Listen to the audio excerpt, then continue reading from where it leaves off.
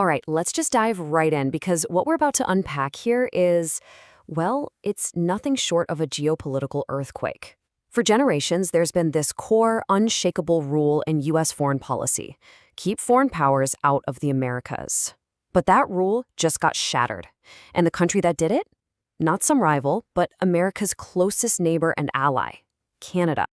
So that raises this massive question, the one that really frames this whole story. Did our quiet neighbor to the north just completely upend the global power structure as we know it? The source material we're breaking down today says the answer is a huge, resounding yes.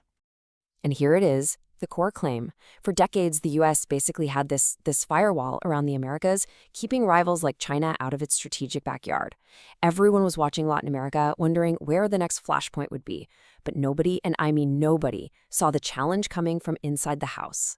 So what was the spark that lit the fuse on this geopolitical bombshell? Well, according to the source, this didn't just happen out of the blue. It was a direct reaction to a major strain in the U.S.-Canada relationship, and it started right at the very top. According to the source, this entire strategic pivot boils down to what it calls President Trump's consistently insulting and demeaning behavior toward Canada. The feeling was that Canada was being treated like a junior partner, one that could be pushed around with no real consequences. But Canada's response wasn't to get into a shouting match or fire off angry tweets. No, they did something far more calculated, far more powerful, and something that was completely unexpected. They decided to answer not with words, but with a geopolitical masterstroke. And that masterstroke was the China deal. This is where the story takes a huge turn. The Canadian Prime Minister, Mark Carney, gets on a plane, but he doesn't fly to Washington or London. He goes straight to Beijing for a huge meeting with President Xi Jinping. And he did not mess around. As you can see from this quote, he wasn't there for a simple trade talk. He came to establish strategic relations. Now, in the world of diplomacy, those two words are a seismic charge. They signal a deep, long-term alliance that goes way beyond just business. And this new partnership had an immediate and, honestly, a stunning outcome. Just look at the slide. Before the meeting, there was a 100% tariff on Chinese electric cars, a policy right in line with the U.S. And after, Canada slashes it to just 6%. It was a complete U-turn, basically telling China, hey, we're open for business, while directly undermining American trade strategy. But believe it or not, chopping tariffs on Chinese cars, that wasn't even the biggest bombshell of the visit.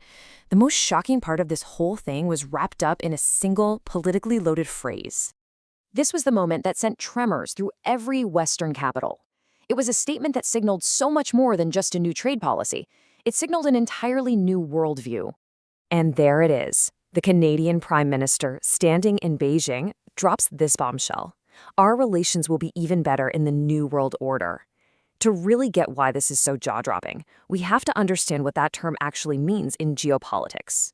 Exactly. New World Order isn't just some casual phrase. It's diplomatic code. It's the term China and Russia use to describe their vision for a future where the U.S. is no longer the one and only global superpower.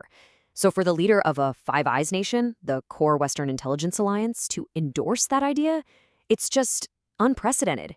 It suggests Canada is seriously looking for its place in a post-American future.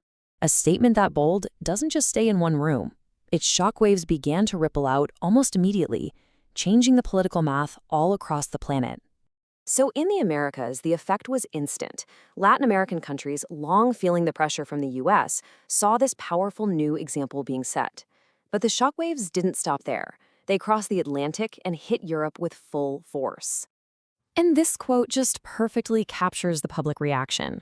The source highlights how European citizens were all over social media, pointing to Canada and asking their own leaders, when are you going to stand up for our interests instead of just following America's lead? Canada's move became a catalyst for others.